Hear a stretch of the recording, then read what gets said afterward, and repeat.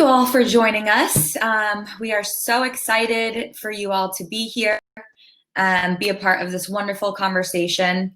I'm Madeline Kelly with Ellevate Network, and this is our first event that we're doing with Verizon in a virtual way. So we're very excited about that, to continue this partnership and these conversations and make it more accessible for everybody. If you're not already familiar with Ellevate, we are the largest coalition of ambitious and supportive women who show up for each other and mobilize and create change. And we're just really honored and happy to have you all here with us today. I do just want to make a quick comment. Obviously, the past few months have been very challenging, tough, and right now it's more important than ever to have conversations that, address difficult things and have open and honest, safe conversations. As an organization, as humans, individuals, it's really our responsibility to stand up against these injustices. And so we're very happy and appreciative that you're all here, spending your time with us today and really making the commitment to advance all women and create that change. So thank you all for joining us. I want to just say a couple of quick housekeeping items. The format for today is our panel is going to go for about 40 minutes. As you can see on the side, there's a chat function, there's a Q&A, so feel free to post your questions on there and your questions in the Q&A. If you see a question on there that you really like, you can go ahead and upvote it, and we'll make sure to read off some of those. So we will be doing about 15 minutes of Q&A at the end of the panel. Following that, we're actually going to be doing some virtual networking. So we'll have about 30 minutes afterwards where you'll be able to join different tables. You can chat with our wonderful speakers and other people who are attending today too. So at that point, you can make sure your camera's on, your speaker's on, and interact with other people from all over the world, it turns out. Again, if you have any issues, you can feel free to post them in the chat. Or if you want to look for somebody who has like a little crown on their icon, and those people will be able to help you too. So if you have any issues, let us know. But with that, I would like to kick it off and welcome Michelle, and I hope you all enjoy the event. Good afternoon, everyone, and thank you for joining the first in our Verizon and Ellevate partnership, the first event in 2020 with Kathy Grillo, Senior Vice President of Public Policy and Government Affairs at Verizon, and Tamika Tremalio, Deloitte Managing Principal for the Greater Washington region. It is my honor and pleasure to lead the conversation with these two powerhouse women who are leaders in the business community and in our communities here in the Washington, D.C. area. I want to jump right in and start talking about what you have been faced with in 2020. We know that leaders plan. You probably sat down at the end of last year and wrote a list of your aspirations and goals for 2020. And I'm sure that list quickly went out the window when we started March with the pandemic, and then all of the shifts and changes that had to come after that. So Kathy, I'll start with you and ask you, how did you pivot with all of the changes that came along with the crisis that started in March? As a leader, what type of pivot did you have to make? Yeah, it's funny that you asked that, because I still remember that last day in the office. It was a Thursday, I think it was like March 12th. And I was getting my stuff together, and I was talking to this woman on my staff, and I was like, oh, we probably aren't going to see each other for a few weeks, or, thinking we would be out for like 6 weeks or 2 months. And, now we're looking at some extended period of time where we're literally not going to be together in the same space, which is kind of a big deal for us. So in our team, Michelle, you know this, but we just built this brand new office space, an open space, where we were all really feeling into this great, warm, welcoming, great place where we were all going to kind of really up-level our work and the way we do it and the way we interact with each other. And then we just had to all of a sudden go to our homes necessarily, and just be interacting that way. So the pivoting really has been, at least from that perspective, just figuring out how do we connect with each other virtually in a way that's meaningful. Now, there's, connecting to get the work done, which is important, right? So how do we make sure, especially in the kind of job that Michelle, you and I are in, where we are interacting with government officials and trying to advance a public policy agenda, and the government now is, completely consumed by this healthcare crisis that's experiencing. But also, like, how do we deal with each other? Like, how do we make sure that we're connecting and supporting each other in a meaningful way? How do we make sure that we can not only get the work done, but that people feel like their experience is being supported?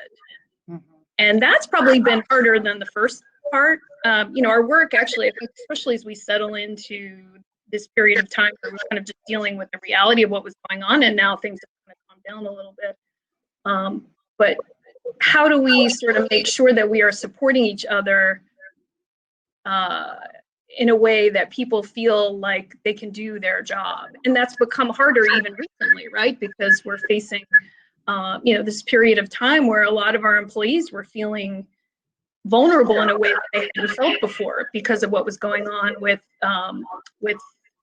this sort of really national awakening about racial injustice and the experience that people were having, which was very personal and very painful. So how can we show up and support that in a meaningful, authentic way?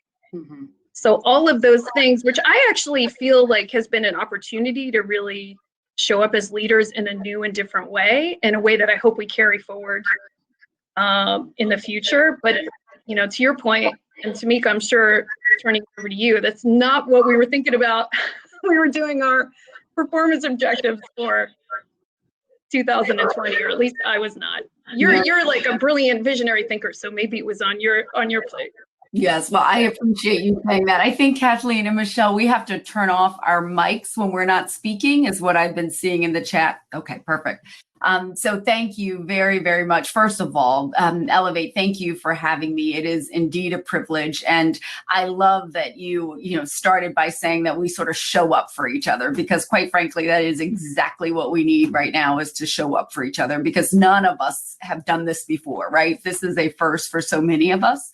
And so, Michelle, to your question around sort of how do we pivot, I always look at things as sort of start, stop, and continue. And to some extent, I feel like I have had to pivot, I've had to stop, and I've had to emphasize some things, right? So stopping for certain, what was probably, clear to me as we put our people first in Washington was that we had to stop meeting, right? So to your point, Kathleen, March 13th, that was it. There was no more in-person meetings, which meant that we had to be much more innovative about how we were going to get things accomplished. So in our world of consulting and audit and tax, we all have the ability to carry our computers around and get things done. So we were sort of used to that. What we weren't used to is not interacting with each other on a daily basis. So the stopping, that's what had to stop. Then in terms of pivoting, certainly with regards to our clients, what they needed, now we had supply chain issues with regards to PPE, we had human capital concerns with regards to the diversity of our population and having to consider all of the things that they needed to do and not do. There were all of these things that had to change in terms of our overall thinking, right? So we certainly saw that. And then I think in terms of what I needed to emphasize, and I say emphasize as opposed to pivot, because quite frankly, I really do believe that I have always been a really authentic leader, or at least have tried to be. And so what I will say I did was to emphasize now more the importance of being authentic and being myself, right? Because now you're bringing people into your home, things are happening, your computer's not working, the mic's not working, all of those things, right? So to some extent, you've heard the saying, the teenagers say, I had to keep it real. That's how I felt. I was like, now more than ever, we have to keep it real. So I think that's where I saw a little bit more emphasis being played. And the best leaders right now are those that are being authentic. So in that authenticity, what are some of the things that you have learned for both of you that have been the most effective that you share? The people that you lead will see the realness of Kathy, the realness of Tamika. How do you think that helps with the people that you are leading on a day-to-day basis? So Kathy, I can start. One thing is I have really stressed in Greater Washington is around kindness, and people have heard me talk about that quite a bit, right? And I define kindness as lending someone your strength and not exposing their weakness, right? And so I have really tried to make a point to make sure that we are kind. We have always been doing that, but quite frankly, I think this is where we have had to be more authentic and to listen more and to hear things and to understand individual circumstances. So Michelle and Kathleen, of course, as you know, we have 14,000 people in Greater Washington, and we have the most diverse population of our firm. And so everybody has different needs and desires, and what may work for someone may not work for someone else. And so I think having to be, a person who is listening as opposed to a person that's sort of driving behavior, I think has really been the shift. And certainly I think has been something that has allowed me to be more authentic and share what's happening in my life so that people can relate to me better as well. Yeah, I was going to say something similar. So what I've been sensing from my team and really maybe our whole company in the last few months is this like real desire and need to be authentic and to be able to show up as her or his authentic self in a real way. I mean, so I think you make an important point, which is I think what this whole crisis is uncovering in a lot of ways is what's been here all along, just maybe not expressed or not said. And part of that has been this need for people to be able to show up as who they really are, and the good and the bad and the tough and the nice. And part of that involves vulnerability. You have to show up ready to have hard conversations. You have to show up with your kind of like your armor off. So we were joking around a little bit before the presentation just about the experience we're all having where these little things going wrong or just things being different. Like, remember this whole period of time where, you couldn't get your roots done. Let's be honest, it's like all of these things where you're just showing up as you and the armor is gone. And, let's be, for me, maybe I kind of use that armor a little bit sometimes, like to make me just sort of feel like you're showing up as a strong leader. Ellevate events, you want to show up and look a certain way or act a certain way, but you can't really do that anymore. And I feel like as a leader, when you're just expressing that and embracing that, then other people can show up that way too. And so what I really sense, and I have to say, like, very much, I feel like is really important, has really been meaningful to me, is just the way people are embracing that, like liking to see their leaders that way. Like our CEO has been like that, a very kind of emotional, expressive person. So not with all the answers and kind of having everything perfect, but with this sense of like, okay, this is like we're all going through very tough things together. And so when I have one-on-ones, I've been trying to do that a little bit more too. Like, do I have one-on-ones with people? And the feedback I'm getting more than anything is like, wow, we can really be who we are. Like, I feel like I can really show up in the office, virtual office, whatever you want to call it, as me. It's easy. I mean, some of the stuff we're all expressing is very painful and hard, and it's different for different people. But, just being able to feel like you can be that way at work. Whereas before, maybe we all, as much as we tried to strive towards that, maybe we weren't doing as good a job as we could have on that. So I feel like that's a pretty meaningful part of what we're all experiencing. So that sounds like it has changed the tone in our virtual offices, our virtual environments that we are in, where people are listening more. You want people to be kind. You want people to be thoughtful about circumstances that people may have in their own lives with just dealing with the logistics of being home. They may have some issues with health related to the pandemic. So with that, with the different tone that's happened in all of our offices right now, do you feel like there has been any suffering with performance? And what other areas have you had to emphasize as a leader now that we've really shifted into a different environment? I'm going to take that one because I'm going to give Tamiko credit for this thing. So I remember when I first met you, we were at an event at Deloitte. The Diversity Council was in an event. It was a diversity event at Deloitte between Verizon and Deloitte. And You mentioned the email policy that Deloitte has, which is a policy that Deloitte sends out with people saying we shouldn't email on the weekends or in the evening unless it's time sensitive, just to give people a sense of kind of, rest. How can you be, this is your work self and this is when you can dedicate time to yourself at home. And I do think in this, work from home environment, the concern I have is that distinction is being,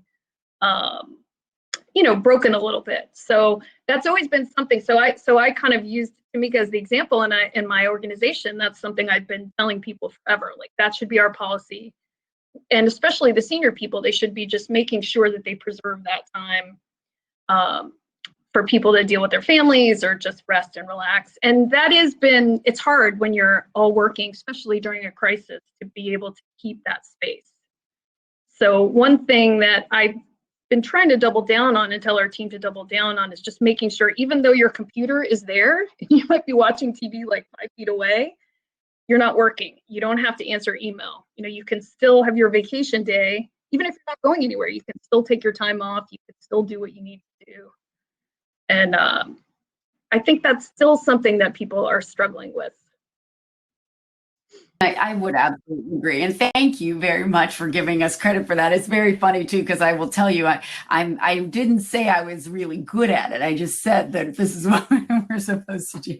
I'm getting better. But what I will say, to your point, Michelle, around listening more, right? I have appreciated right now that we have to make a priority well-being, right? And people's mental health, to Kathy's point. And I've also appreciated that people need to feel like they belong. And it's much harder to feel like you belong when you're not in the same place, right? And so, we've had to be more creative about what can we do, one, to make sure that people are taking care of themselves, but also that they're feeling this way. And we actually had put out a human capital study that talked about what are the two things people feel like they need the most now, and well-being and belonging, lo and behold, were the two things. And so from a well-being perspective, we've done a couple of things. One is we actually had a well-being day. So, back at the sort of towards the end of May, we had a well-being day where we gave people a sort of a chart of choices of different things that they could do. Some people chose to take the whole day off. Some people chose to do, 15 minutes of meditation during the day. Some people chose to start their day with exercise or fitness. So we gave them all of these things that were really good for their mental health and well-being. So that was one thing. Then on the belonging side, we've asked people to sort of, share what's going on with them, right? So, unfortunately, or fortunately, back then, we did not have the issues that we now have, right, with regards to racial injustice. So I don't think everyone appreciated all of the things that were happening. But certainly, we now recognize for the Black community, there were three things sort of happening at the same time. We have COVID, right, and the healthcare concerns around COVID. We have the economic concerns that are related to COVID because, most of Blacks are being impacted by that more than disproportionate to other populations. And now we have the racial injustice, right? And so we're supposed to show up at work and be happy and yes, everything's just great. It's fantastic. And the reality is that's not true for so many professionals. And quite frankly, now people feel comfortable talking about it. So, through all of the horribleness that has come through this, the great thing is that people are bringing their authentic selves to work because people are recognizing that it is not the same for every single person. And that when you come to work, you're bringing all of these other things with you. And for many people, that meant covering those things up, which made, being at home even worse and sort of belonging even worse. So we really have been focused on that. Picking up on your point about the uncomfortable conversations, Tamika, I read an article where you said before that the things that make you uncomfortable give you an opportunity to grow. And so what growth opportunities do you think that we have professionally and through that you want to have for your organization coming from these uncomfortable conversations?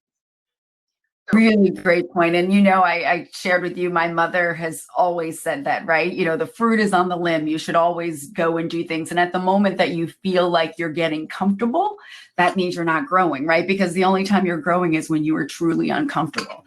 And so I know it is hard now to focus on career and career progression, right? Because we don't want to be tone deaf, right? There are a lot of things going on. And, how dare you be, or that you're thinking about things outside of that.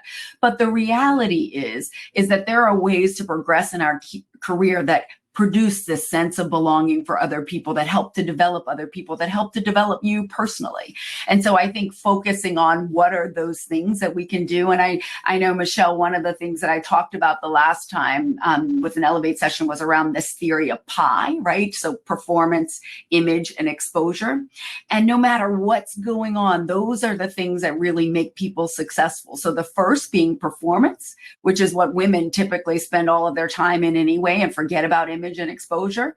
But the reality is we still have to perform, appreciating that we've got our family on one end pulling one way. We've got, still dinner that needs to be cooked. We still have, deadlines that have to happen. We still have to get all those things done, but we still have to perform. It just may be on a very different schedule, right? And then the image piece, to some extent, you think, well, goodness, yes, we want to be more authentic, right? But the reality is I've always put on like my suit jacket because it became my shield, right? It was sort of my protection, right? How you show up. But the reality is most recently, someone, in fact, Kathleen from the Washington Business Journal said to me, Tamika, you can change your lighting. There's this article from Tom Ford on how you show up on Zoom. And I was like, you got to be kidding me. Like, I got to think about how I show up on Zoom now. Like the lighting has to be right. But it's true. It becomes part of your image, right? And I have to be honest, while I agree with you about the roots, because it is a terrible thing, the nails, I started hiding my hands because I am Italian and I can't talk without my hands. I started hiding my hands when my nails weren't done, like all of these crazy things. But the reality is it is part of who we are. And, I shouldn't say this, but since we're amongst women, it's really difficult for me to put on a baseball cap and a t-shirt and show up on a call, but I see it all the time with men, right? I can't do that. And if you can, wonderful, more power to you, but that's not who I am. And it makes it really hard for me to do that, which means I got to get dressed almost every day, which takes the benefit of being able to work from home. It's sort of challenging. Now, the exposure piece, which is the last piece, I still think that we can do. Again, not to be tone deaf, but how about sending a quick email to Kathleen and saying, I've always admired your leadership. And I appreciate that you're really busy, but this is a great time to learn from leaders like you when we're going through COVID and going through the issues that we have around race and inequality. I'd love to, spend just a couple minutes with you to gain your perspective. And send that to, 5 or 6 people that you wanted to mentor you, because not to suggest that people have more time now, because they don't, they're working 30% more. But the reality is having a conversation with someone else about, something that you consider a best practice, it's a great time to do that as well, because that's the one thing we're probably not doing so much of is developing other people. And this would give us a great opportunity to do that. So sorry, long-winded answer to your question, but those are my thoughts. Oh, thank you for that, Kathy. I see you nodding. Do you want to chime in also? I think that's very true. I mean, I feel like one of the things that this experience has really given to me, I mean, because there are so many hardships, there's so many things that we're all dealing with. I mean, and just a lot of stress and anxiety. I feel like it makes you focus on what's most important. And I think what Tamika is getting at, which I've been feeling, is as a leader, what's important is how do you support other people? So I do think, to Tamika's point, because there's less distraction now, right? People are kind of like honing in on what makes me me, what's important to me. It's my family, it's my health, it's doing right, it's social justice, whatever it is. So it is a good time to reach out to people, to connections, because people who value that, like Tamika, like me, are going to actually honor that right now, because it's important. Because we're all focusing on, or at least a lot of us are, on, personal things.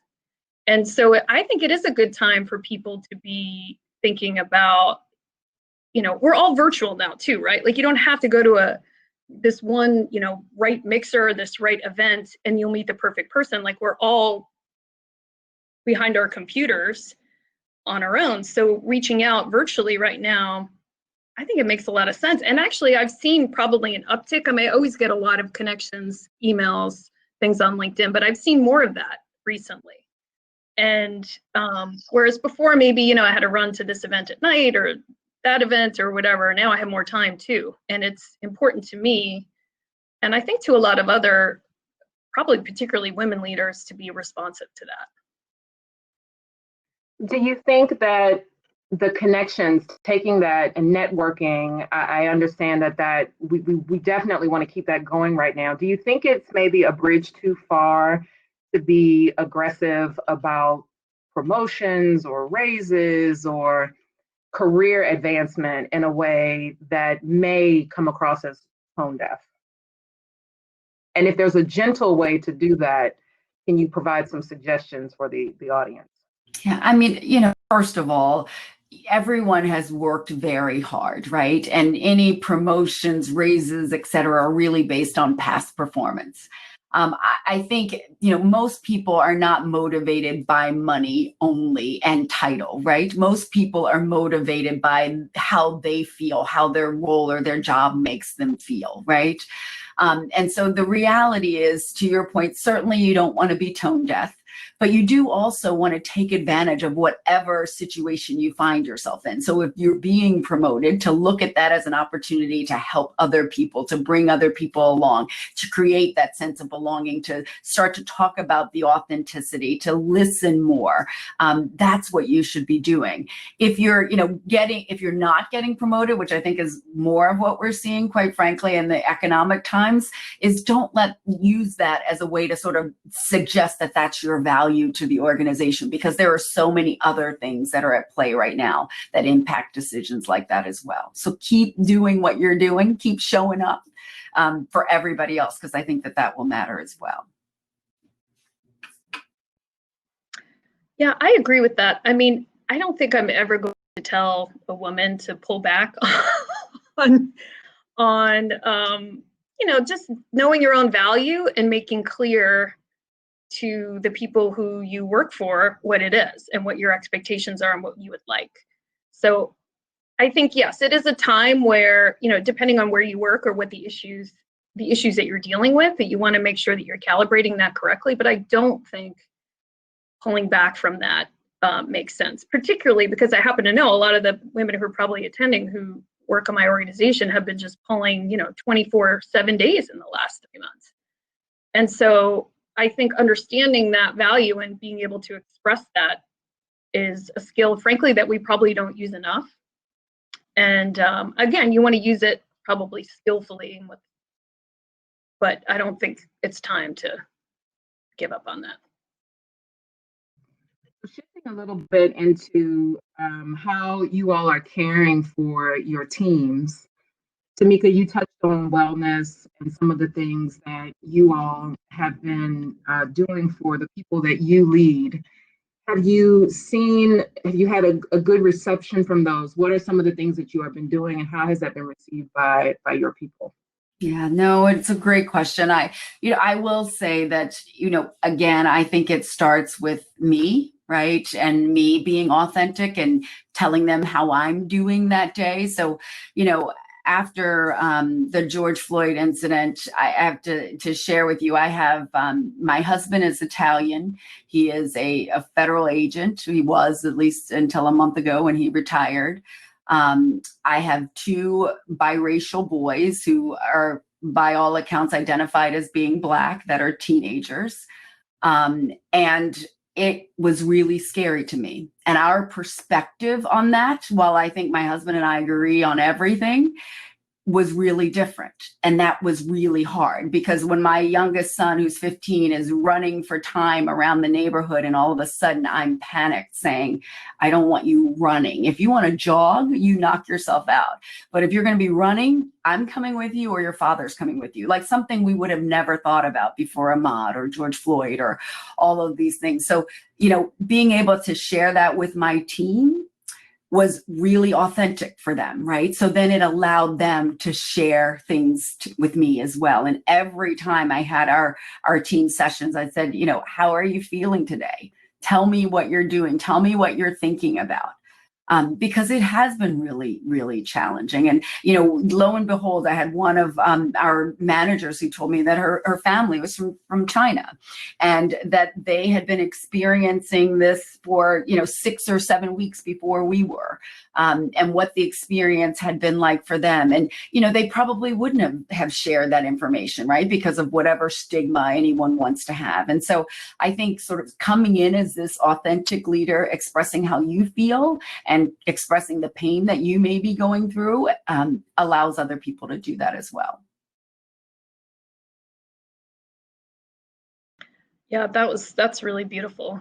I think it's a similar, I would say a similar thing on my end. I do, some of you know that I love Brene Brown's work, and I think it's even more important now. And one of her expressions that I've said before, but she just posted it the other day on Instagram, is daring leaders are never silent about the hard things.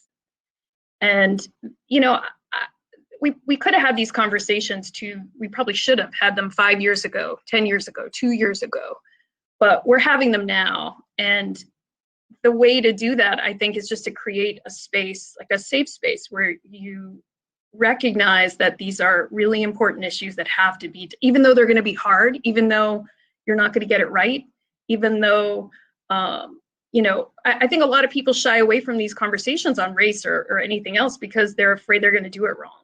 And that keeps people from really engaging in an honest way. And so trying to create a space for people where, and right after the George Floyd incident, we had a group call. Probably like 200 of us. And it was tentative at first because it took a few people, I kind of tried to open it up in a way where I just recognized the pain that our Black men and women on the team were experiencing, the real pain that, like to your point, Tamika, where people feel like they can't work, it's that hard. And just creating a space that honored that. And then, one person spoke and then other people did, and it became this really powerful, really meaningful dialogue. And so I think the challenge now for all of us, and we have to live up to it, is just to keep that discussion going, to keep those conversations going, and to do them even when they're hard, because there are going to be a lot of things that in corporate America in particular, we have to do better on. And so being able to have a space where, again, people can express what they think, but also say, honestly, here's where I think Verizon or Deloitte or whatever, here's where we can do better. And balancing those things is really important. And I'm hopeful that I feel good about Verizon and where we are, but it's going to take leaders to keep it going and not let us go back to kind of the old way of dealing with other things and not the really important things below the surface that we would rather avoid sometimes. So have either of you gotten any pushback from having conversations about feelings? You may have people who think that, this is work, you come to work, you do your job. This is not the place to talk about, how you felt when whatever social event happened. What is your response to that sort of criticism? I haven't heard it, but I'd like to hear if you've had any of that experience and what your response would be. Yeah, so gratefully, I have not had that experience. I think most people know better with me, right? But the reality is, it is the tone at the top, right? And our CEO and our chairwoman were very clear that we are not going to be silent on this issue, right? I think that society now, particularly our millennials, and 80% of our professionals at Deloitte are millennials. They are not accepting of, it's sort of the cost of admission for us to donate to a charity or volunteer time, right? What they want to see is an organization that believes in something and stands for something. And so to have opportunities to express things and to talk about things is real. And Michelle, I know that you know this, but I sit on Lady Gaga's board, Born This Way Foundation. And one of the things that we really focus on is mental health, right? Because we appreciate that people are in very different situations. And as a result, we have mental health first aid where we're encouraging people to talk about their feelings. I mean, gosh, can you imagine the corporate world? We say the word feelings, but the reality is that impacts your work. It impacts how you show up. It impacts what your clients think of you. So we recognize, we aren't selling widgets, right? It's the intellectual capacity of our people. And if our people aren't in a good place or feel like they're being valued and that they can express themselves or say they're having a good or bad day, then we're not going to be good to our clients. And that's what's most critical for us. And even as we think about returning to work or not going, coming back into the office, the safety of our people and their mental health has to be our number one priority. So it really does mean that we have to make sure people feel comfortable talking about those things. Yeah, just to add, I haven't had anybody push back. I think that's because our CEO in particular and our leadership team has been very clear, again, about what Tamika said about what our values are and what we need to do right now for our employees. Although I have thought about what I might say. But I think, like Tamika, I don't think. We may need you to share that just in case there is. Yeah, no, I think I would say, well, because part of it is, our team is political, right? We do political work for the company. And there are people who have different political views. And some of the things that, they hear me say or other people say, they may hear that from that kind of lens and I think what I would say is, people can think whatever they want. I'm not telling people they have to believe anything. They can think whatever they want when they're outside of the company. But when you're in my group, with my organization, with my folks, and the company itself, like, everybody is valued. Everybody needs to be able to show up as their authentic self. Everybody has to be treated with dignity and respect and honor. And to do that, you have to be able to have these kind of conversations, and you have to be able to value and prioritize equity and inclusion and belonging. So I'm not saying you have to have a particular view. You may not even like it, but I will require you to show up in the office that way. And if you don't, then we're going to have to deal with that. Thank you for that, Kathy and Tamika. We're going to go now to our Q&A portion of the program. Madeline, if you could join us again on the stage. And we're ready for questions from the audience. Amazing. Thank you so much. That was such an amazing discussion. We've had some really good conversations in the chat function. If you had any other questions you'd like to ask right now from the audience, please go ahead and pop those in the Q&A or the chat function. But I would like to ask, and was upvoted quite a lot. So it seems like a lot of people have this on the mind. So the question is, people talk about returning to normal after COVID-19, but the reality is that normal wasn't good enough. What are some changes you've implemented during this crisis that you want to continue?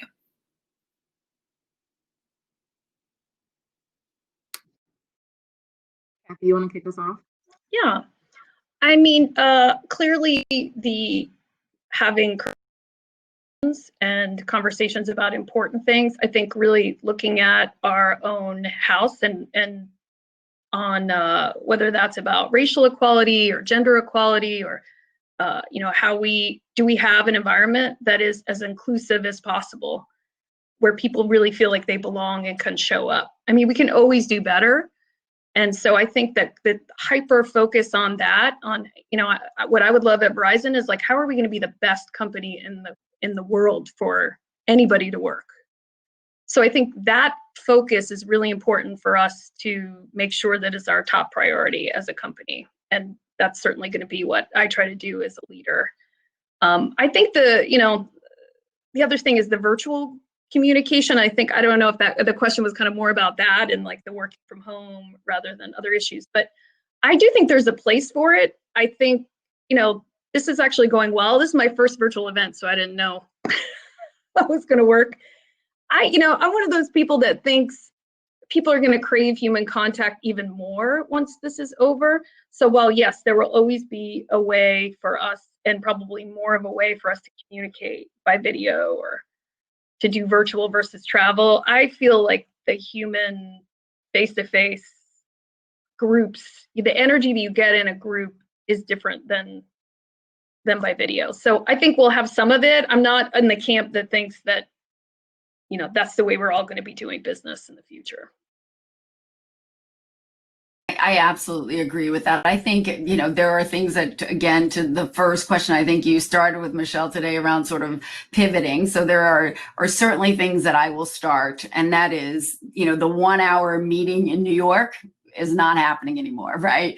Or California, wherever it happens to be, because the reality is this works just fine to have a meeting, and you don't always have to physically show up. So appreciating that and the impact and the wear and tear it has on your body, I think that will be something that will at least start to give more credibility to, right? And not discount it by saying, oh, they're not showing up for something, right? I think it's changed my perspective on that. I think I have had to, and I think, Kathy, you talked about this earlier, but I have had to learn to set boundaries, because when you're home all day, every day, and you, particularly, now people are starting to go out, so things are shifting, right? But if someone, put a call on your calendar at 9 o'clock at night and they were doing that, what else are you going to do? What are you going to say? I'm sorry, I'm going to be getting ready for bed then, or I'm going to have dinner then, or the of wine. I mean, what do you say, right? You don't. You're home. You're not doing anything. So why can't you get on a Zoom call or a phone call, right? And I have had to actually say, I am done. I'm done. Like, I can't do anymore. Like, my brain's not functioning. Or how about at 6 a.m., I want to work out at 6 a.m. And it's not a bad thing to say to someone, this is actually the time that I work out. Is there a reason that we can't speak at 8 o'clock as opposed to 7 o'clock or whatever it is? So I think it took me about 8 weeks to get into that. And when I couldn't get in my pants, and I was like, oh, I better, like, something's got to give. But the reality is I think setting those boundaries is absolutely critical, and being honest about them. And I think we've all learned to do that. Or, I'm now going to have dinner with my children at 7 o'clock, and I'm going to have dinner with them. Like, we never had dinner with them before, but now all of a sudden it's become a priority and we figure it out. And I think being able to do that will make a huge difference. So those are my thoughts. Piggybacking on what you said to me, one of the best things I ever heard was from Oprah, and it is that no is a complete sentence. So if I say no about a 9 p.m., I have to explain why. We do. Even now, I don't know if you guys have this happen, but I know I get on Zoom and I am not dressed. So speaking of image, I'm like, I don't want to get on Zoom. I've done my hair, whatever. And you'll come on just like Madeline is right now with your little shape of your face or your name or whatever. And someone will say, oh, you don't want to be on Zoom today? And you feel like, God, I guess I should be turning on my camera. But I've gotten comfortable saying, actually, no, not right now. Like, I'm not, or, I've just finished it, but I have to learn to say no, period. You're right. I don't have to explain it. Yeah. I'm going to get there, Michelle. Awesome. So the next question is kind of similar, same sort of idea. So self-reflection is a key theme right now. Do you have any resources? And Kathy, I know you mentioned Brene Brown being somebody that you really like. Do you have any resources that you love that have spurred self-reflection for you? So books, podcasts, great speakers, anything that really stands out for you?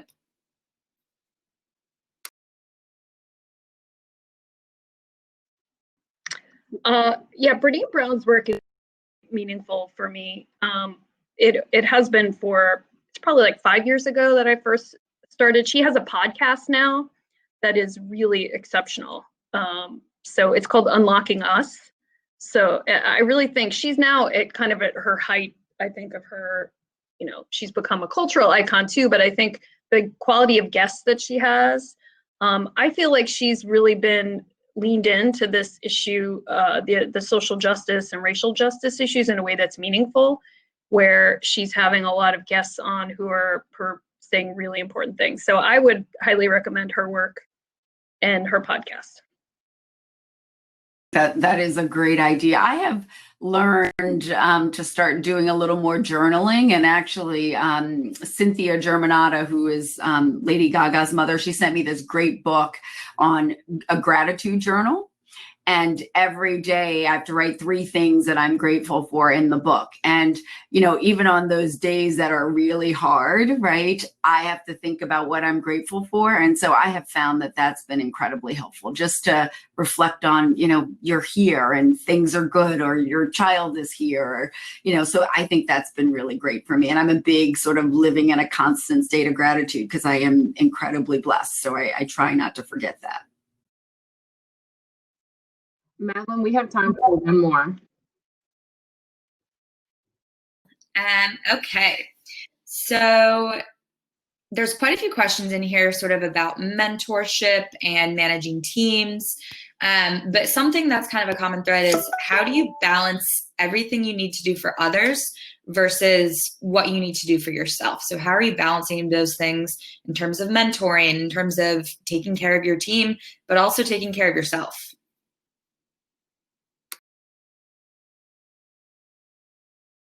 So Kathleen was going to tell us how. So I'm going to. I was coming here.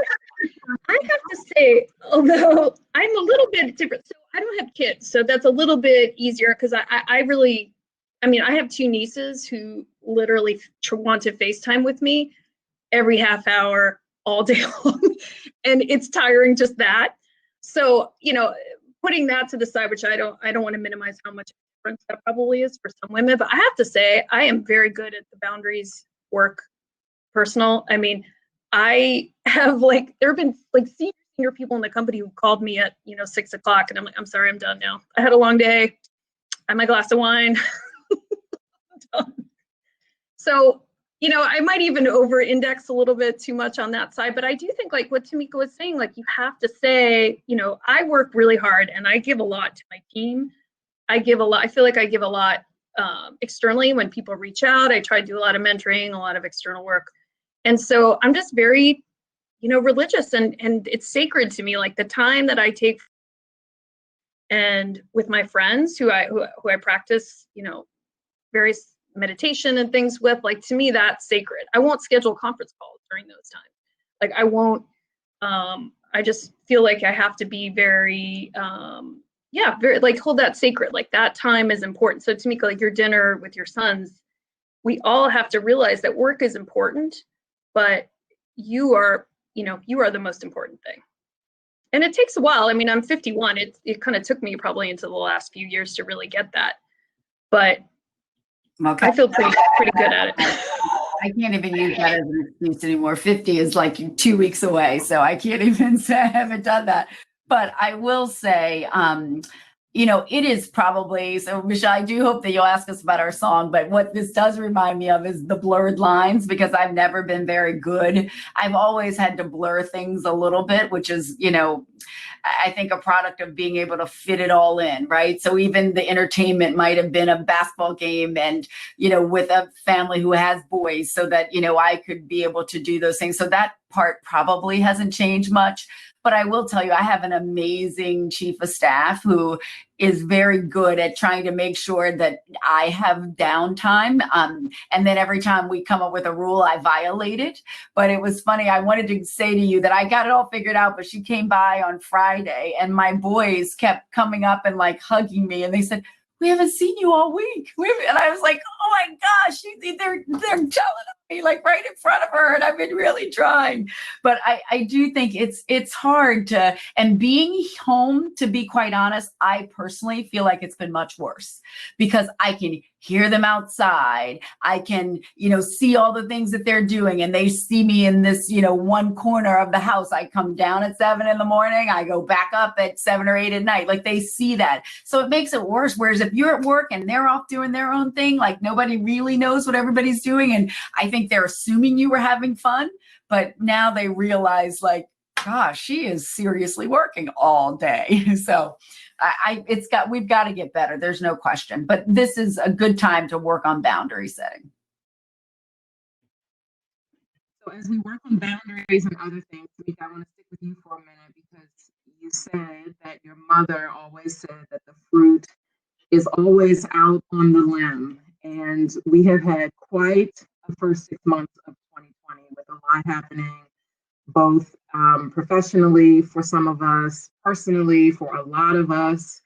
and with the pandemic for all of us. So given what we're going through right now, just to end on an uplifting note, I have another question after this one, but what fruit do you think we are reaching for out on that limb for the rest of 2020? Wow, now that is a tough question. It probably is, trying to strike that balance, right? Maybe not giving up too much of ourselves in aspiration for something else. Honestly, I think it is trying to figure out where that is and preparing ourselves to some extent, working on our resiliency muscle, because I think we have all had to really use that lately.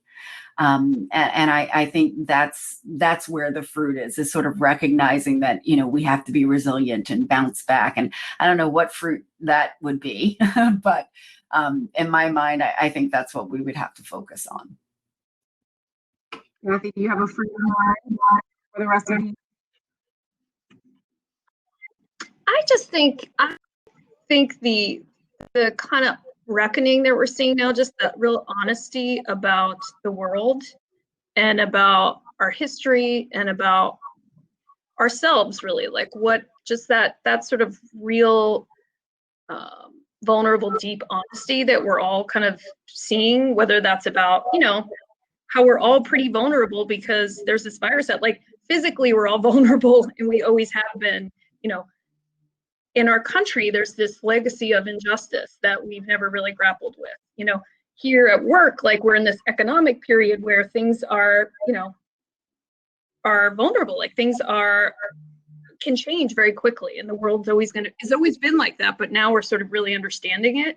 So I think if we can all kind of really keep that mindset where, and really reckon with the hard things, if that's the lesson that we can all take from this, I just feel like we would be, as a world and a country, maybe a country more than the rest of the world, honestly. The rest of the world's been a little bit better on some of these things than us, but if we can reckon with those things and just keep that mindset, I hope we can, but I feel like we would be able to solve problems a little easier. You're very thoughtful about these topics. You're thinking about them, you're thinking for your people, and you will not let this die on the vine. Going to a little bit of the fruit analogy, you won't let this die on the vine as we continue, or as it's not a part of our constant news cycle or everyday life anymore. I think that the practices that you all talked about and the things that you all are putting in place will continue, and you are implementing strategies now to make sure that it continues beyond just the moment that we're in, but for the rest of the year and beyond. So with that, we are encouraged that you two as leaders are going to solve all of the world's problems. And as you are doing that, there is going to be a song playing in your mind that is encouraging you, that is healing you, that is pushing you along. And I want you to share with the audience what that theme song would be and why. Who wants to go first?